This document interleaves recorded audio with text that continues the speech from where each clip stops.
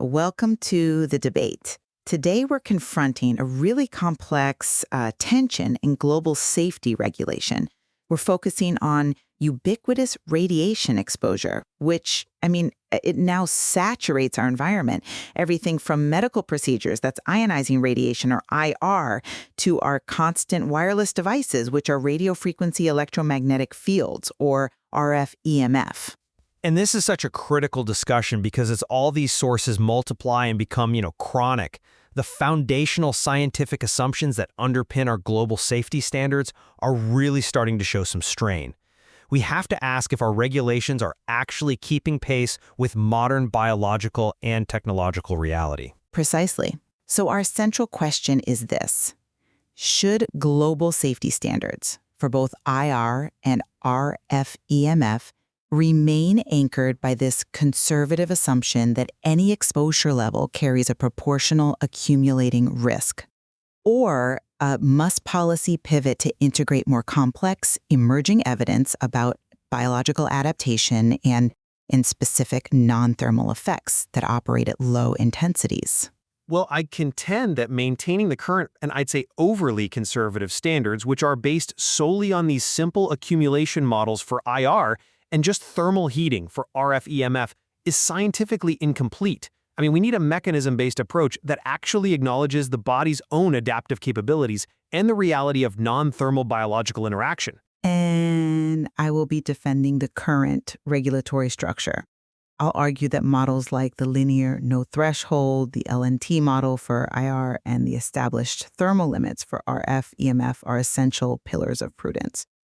Given the proven damage potential of radiation and, frankly, the high uncertainty around low-dose effects, these conservative safeguards remain necessary until they are absolutely proven otherwise by globally applicable evidence. Okay, so when we discuss protection from ionizing radiation, the absolute bedrock, and this is endorsed globally by groups like the ICRP and the NCRP, is the linear no threshold or LNT model.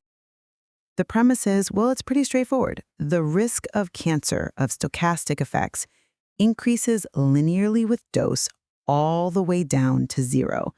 We have to maintain this perspective because quantifying risk below, say, 100 millisieverts is just logistically impossible through traditional epidemiology. So we rely on extrapolation from high-dose populations, primarily the long-term follow-up of the A-bomb survivors in the lifespan study. This LSS data shows a clear dose-dependent risk, and the estimated lowest dose range with a significantly increased excess relative risk for solid tumors is 0 to 0.2 gray or 200 millisieverts.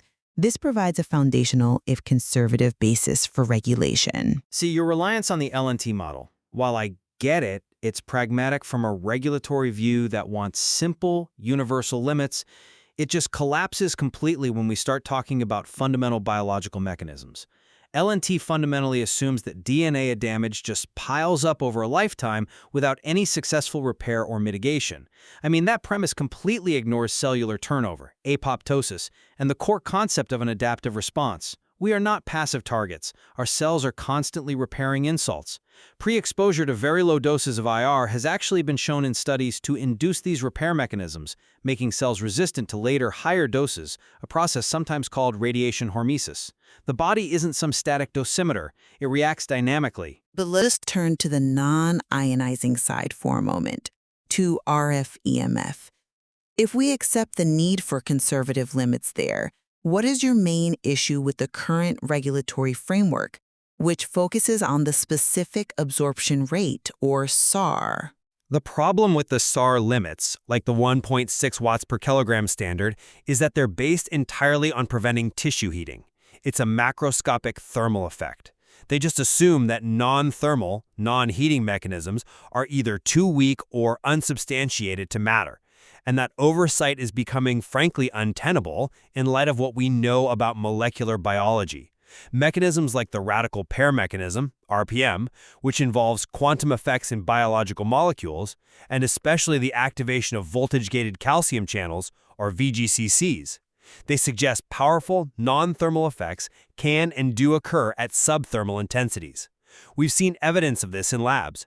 Rat brain cells exposed to 2450 MHz RF EMF at a SAR of 1.2 watts per kilogram, so well below the thermal limit, show clear signs of oxidative stress, lipid peroxidation, and DNA damage. These are precise molecular pathways that the thermal-based standard just misses entirely. That is an interesting point, but I would frame the required policy response differently. While cell phones operate far below that thermal threshold, often between, say, 0.2 to 0.5 watts per kilogram, the thermal limits are the only scientifically established guarantee against immediate severe injury. The burden of proof for these complex, low-intensity, non-thermal interactions, it has to be extremely high before it dictates global regulatory policy that affects billions of people. We need reproducible, multi-study evidence linking those molecular changes to definitive adverse health outcomes in human populations. And right now, that link remains, well, quite tenuous. Okay, let's deepen the critique of the LNT model by looking at the real world, at the empirical contradictions. You mentioned the need for globally applicable data, but we can't just ignore areas where chronic natural exposure levels directly challenge the LNT's productions. Take the inhabitants of high background radiation areas, HBRAs, like Ramsar in Iran. These individuals are exposed to annual doses that can be up to 260 millisieverts a year. This is largely due to unique local geology, radium-226 and their travertine building materials. I see why you bring up Ramsar, but I would challenge the premise that geographically isolated high-dose rate findings in a unique geological context can overturn decades of data from cohorts like the LSS. But the findings aren't just about dose. They're about the biological response.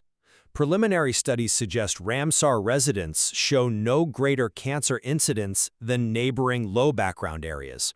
And more crucially, their blood cells experience fewer chromosomal abnormalities when they're later challenged with a high external dose. This isn't just surviving the dose. This is an active, protective, adaptive response. The LNT model predicts increasing risk for any dose. Ramsar suggests the biological reality is that chronic low-dose exposure can actually be protective, pushing the body to repair damage more effectively. If the ICRP ignores this, it's prioritizing a simple mathematical model over biological mechanism. That is a substantive disagreement. Look, while the adaptive response hypothesis is fascinating, a regulatory body like the ICRP requires more than preliminary, localized studies to change a global framework that governs nuclear power, industrial safety, and medicine. The LNT model, flawed as it may be at the theoretical low end, guides the ALARR principle as low as reasonably achievable, which is absolutely critical for managing controllable artificial sources. We can't just discard ALAR and the resulting mandate for cautious optimization because some populations in unique geological zones exhibit unusual resilience. ALARR protects the largest number of people from the greatest source of risk. But the biological simplification baked into LNT, the assumption that damage just accumulates without repair, that has real-world ethical consequences for managing high-dose controllable exposures, especially in medicine. You noted that the largest source of artificial dose is medical imaging. The average global background dose is about 2.4 millisieverts a year. A full-body PT-CT, however, delivers 25 millisieverts. That's equivalent to over 10 years of natural background exposure. LNT makes it hard to challenge that massive jump beyond just saying the benefit justifies the risk. If adaptive responses exist, then the medical community should be able to refine protocols to use optimization based on biological capacity, not just a conservative straight-line model that mandates cost and complexity for exposures that might in fact be harmless, or even hormetic. And that, I must stress, is precisely why the principle of justification is separate from the LNT debate. Whether LNT is perfectly linear down to zero or has a slight curve, the medical dose must always be justified by the expected benefit to the patient. A CT of the abdomen and pelvis delivers 7.7 millisieverts. That's over 3 years of average natural background dose. I mean, that's a grave data point, and it forces serious ethical questions about the necessity of the procedure. We can agree that medical doses must be rigorously optimized, but LNT provides the default upper limit for risk management globally. We need certainty to govern health policy, and the LNT provides that certainty, even if it might be biologically overly cautious at the theoretical minimum. That principle of justification is strong for a planned medical IR dose. I'll grant you that. But if we turn to the chronic ubiquitous exposure from non-ionizing RF EMF, we lack even that level of rigorous ethical oversight. This is where the exclusive focus on thermal limits becomes most dangerous. And what specifically makes the non-thermal concern so acute that it should immediately overturn established thermal standards, which, again, prevent severe, immediate tissue damage? It's the neurological implications. If low-level RF EMF can activate specific biological pathways, we need to understand the mechanism. VGCCs, the voltage-gated calcium channels, are critical regulators of neuronal excitability and signaling. Non-thermal exposure, by modulating these channels, increases intracellular calcium ions in critical brain tissues. This sustained calcium influx then drives several secondary cellular cascades, including the generation of reactive oxygen species, ROS, which is exactly what we saw in the rat cell studies. And that leads to oxidative stress, which is a known precursor to neurodegenerative issues. So you are linking subthermal RF exposure to long-term neurodegeneration, potentially things like Alzheimer's disease or the often cited digital dementias? Precisely. Chronic low-intensity exposure, especially to the brain and nervous system, it bypasses the thermal safety mechanism entirely, yet it interacts directly with fundamental electrochemistry. This is a crucial data gap. Regulators like the ICNIRP continue to focus exclusively on thermal limits, and in doing so, they're effectively ignoring decades of mechanistic research pointing towards molecular disruption. This means policy is lagging far behind the mechanistic science, leaving populations chronically exposed to low-level triggers for potential molecular damage. I'm sorry, but I just don't buy that regulatory inertia is the primary problem here. The primary problem is scientific reproducibility and consensus. The link between low-level RF EMF exposure and specific adverse human health endpoints remains highly debated. Regulatory change requires overwhelming, consistent evidence across multiple labs and population studies. When critical systematic reviews, like those sometimes commissioned by the WHO, appraise the current evidence, they often conclude that the data is incapable of either supporting or refuting the safety of current thermal limits. And that's due to fundamental methodological shortcomings across the field. And that methodological uncertainty is precisely what's used to maintain the status quo. The thermal limits address immediate severe injury. They are necessary, I agree, but they are insufficient. Policy has to be driven by credible mechanisms. If we have a plausible pathway, VGC activation, RPM, oxidative stress, that occurs at levels below the thermal threshold and which may contribute to chronic illness over years, then waiting for large-scale, decade-long epidemiological studies to prove causality, that means accepting a massive, decades-long experiment on the global population. But policy cannot be driven by mere plausibility. Until reliable evidence links low-intensity fields to adverse health outcomes, not just transient molecular changes in a rat model, the established thermal standard must stand as the proven protective measure. The cost and disruption of moving the goalposts for global telecommunications and industry require absolute regulatory certainty. All right. Let's pull back and consider the sheer scale and variety of exposure sources, both planned and chronic, just to contextualize our debate. We've established that the largest source of artificial dose is planned medical exposure, like the 7.7 millisieverts delivered by a CT of the abdomen and pelvis. This is where justification is paramount. Absolutely. But the ubiquity of natural and environmental sources just highlights the inadequacy of a regulatory model that assumes accumulation and ignores adaptation. I mean, natural background radiation varies widely, sometimes by 2 orders of magnitude globally. The global average is 2.4 millisieverts a year, but the sources are heterogeneous. Take radon. In countries like Ireland, it can contribute 59% of the average annual dose, about 2.47 millisieverts. This is chronic, non-controllable exposure. Right. And we also have established occupational exposures. Aircrew, for instance, who receive higher doses of cosmic radiation. A frequent flyer on a high-latitude route, something like Houston to Lagos, can receive a mean annual effective dose of nearly 3 millisieverts a year, which is above the 1 millisievert public limit. These are managed, existing exposure situations. They are managed, yes, but we're also unintentionally altering our environment. In the IR world, studies have shown that home energy efficiency measures, things like filled cavity insulation and double glazing, have been observed to trap and actually increase indoor radon levels. So we're altering our natural background exposure environment through modern living choices. And what about on the RF EMF side? On the non-ionizing side, the focus needs to shift from just cell phones to the ambient field generated by ubiquitous sources like Wi-Fi and Bluetooth, often operating at 2.4 gigahertz. And while the power output is significantly lower than a cell phone, the exposure is constant, it's chronic, in its whole body. This just reinforces my central point.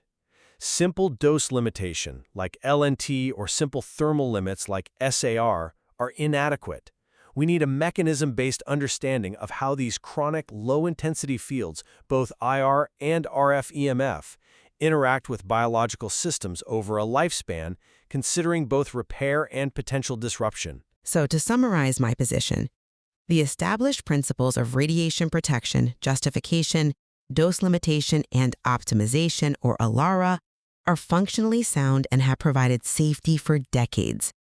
The LNT model, while it is a high-level extrapolation, provides the necessary conservative default for managing risks, especially large artificial risks like medical exposure.